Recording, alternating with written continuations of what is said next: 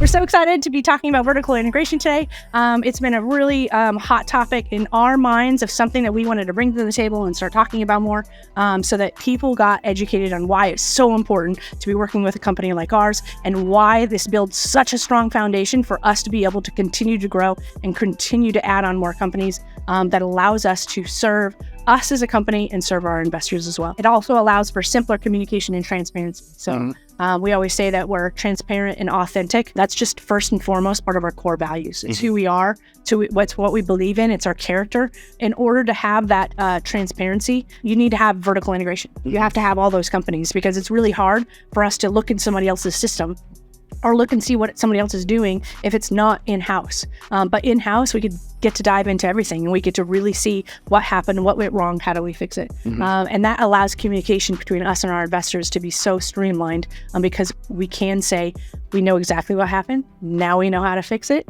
and now we're going to fix it, here's the solution, and this is the result. So those things are incredibly important. So the reason that we thought vertical integration was so important to talk about today is because over the last year, as the market has shifted, we have seen, number one, projects fail, whether it was fix and flip investors or hard money lenders having defaults on loans from fix and flip investors, or multifamily syndicators struggling with their deal because they underwrote it and they thought it was, good, but they got a bridge loan, and there's a lot of things failing. And I'm not here to point fingers and say that those are bad investors because you simply don't have a crystal ball, right? But the better investors, the people that you want to be aligned with and working with, are the ones that are taking control of as many pieces of the puzzle as possible so that when things like that happen, it's not that hard to fix. There's so many levers that you get to pull because you have all the pieces in-house that you're able to get through challenges. So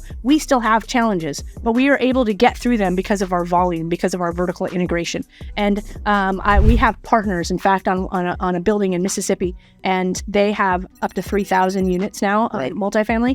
And they said we were outsourcing to other property management companies, and every single one was failing to our underwriting standards. And so we had to bring it all in-house. And this is during her pregnancy even. And so she was like, what a wild ride. But at least I didn't have to think about the fact that I was pregnant. And what am I going to do? There's a child coming. They were just silver lining. Yeah, they were working on hiring and then building that whole entire property management team in-house. Vertical integration. They said and this is after 3,000 units, they went, we have to do this. This is critical to our success. We have to bring it in. We have to have control. And we have another friend, he's in our mastermind, that the reason that he is succeeding, he attributes the fact they brought property management in-house. They're bringing renovations in-house. So this is so critical that we thought, hey, we're going to be the people that are going to start shouting vertical integration from the rooftops and start talking about it, talking about the risks involved if you're not vertically integrated, talking about the advantages of being vertically integrated so that you can get more educated. If you're an active investor, you can start thinking about how are you going to control and mitigate these risks. If you're a passive investor, you can start going, I don't want to work with somebody that doesn't have control over all the pieces of the puzzle. I want to make sure that I'm working with somebody that I trust, that has a track record and does have everything in-house and can solve problems faster and can identify what's going wrong and be able to fix it at their control and desire as opposed to relying on somebody else. So it's just a powerful, powerful topic, and I really thought it was important to share today.